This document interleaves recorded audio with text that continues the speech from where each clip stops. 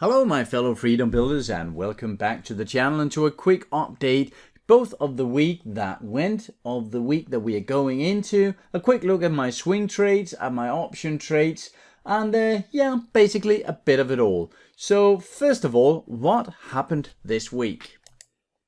Well, there were two major events this week, actually 2.5, but let's take the two major. Wednesday we had the FOMC minutes that said that basically what we knew, that Fed is probably going to hike the rate 2 times the next 6 months or so.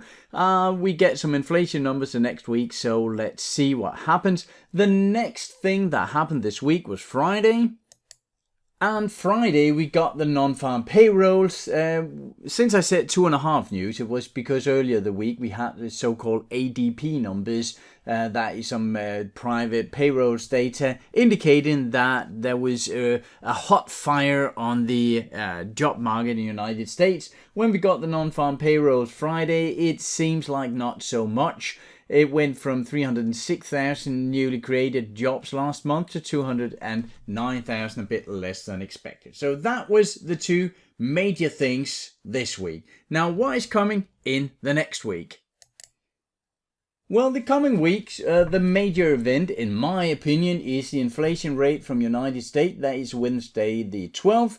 And you can see the normal inflation rate, including all of the stuff, both food and gas and everything, is expected to go down from 4 to 3.1%, and the core inflation from 5.3 to 5. So that is actually good. The direction is right. So let's have a look at what has happened to my portfolio and what we might expect in the coming week. First of all, this is the swing trading portfolio first.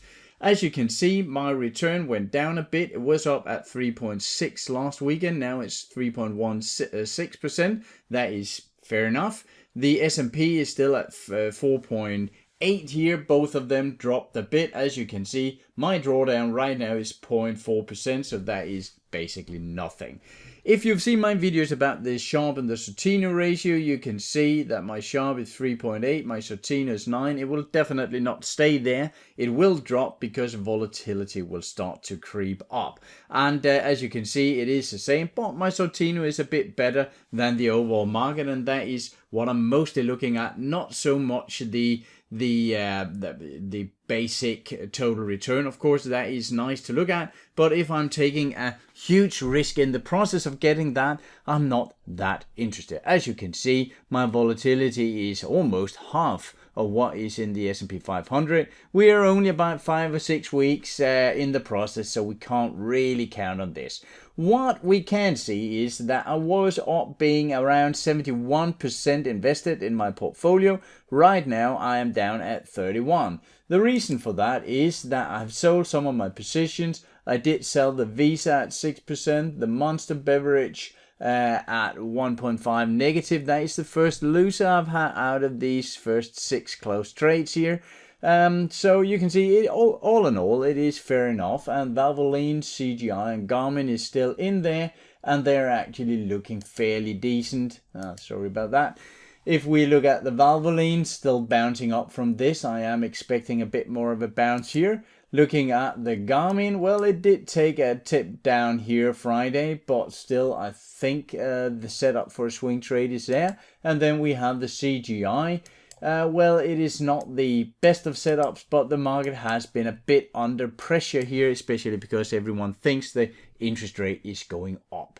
Now, what do I have else? Well, last week, last Monday, I mentioned the Micron technology as a potential long setup. I also said that I would like to see a good green up day before buying it, and we haven't gotten that yet. So it's not completely out of the question, but we did have these tops here that I would have liked to seen it bounce on, and we went through that area quite quickly, so it will have to convince me a bit. I'm not sure I'm taking that one. Tomorrow I'll make a video with some new candidates so we can see if any of them are getting in to the portfolio.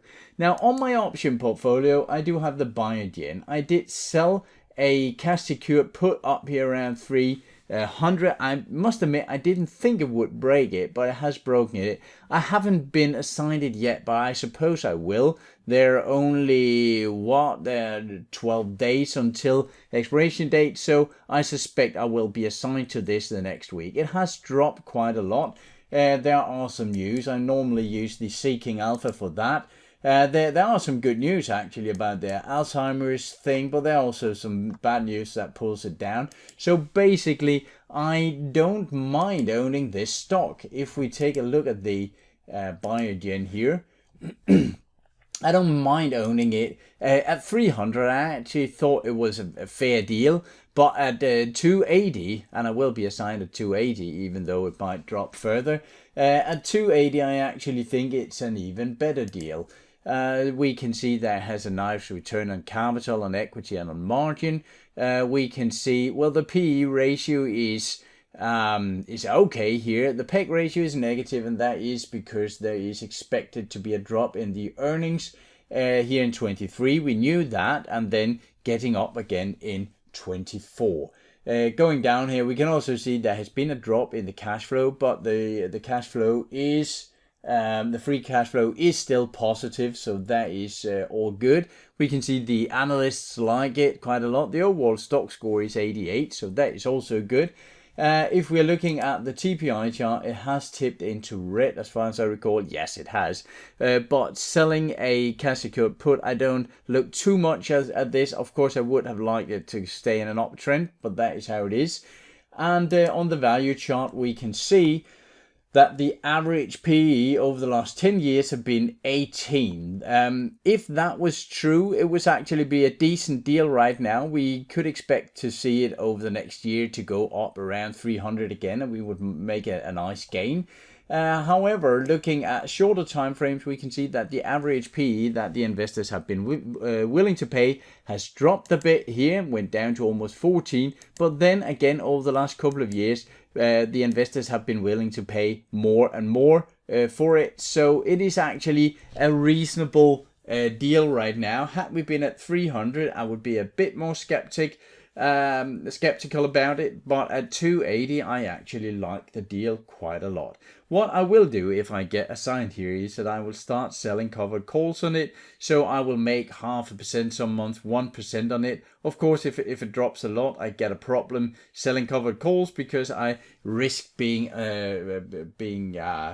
you could say sell the stock at a lower price that I have given, so I will have to roll the options a bit. If you're into that, you know what I'm talking about. Otherwise, I'll make some video about it in the future.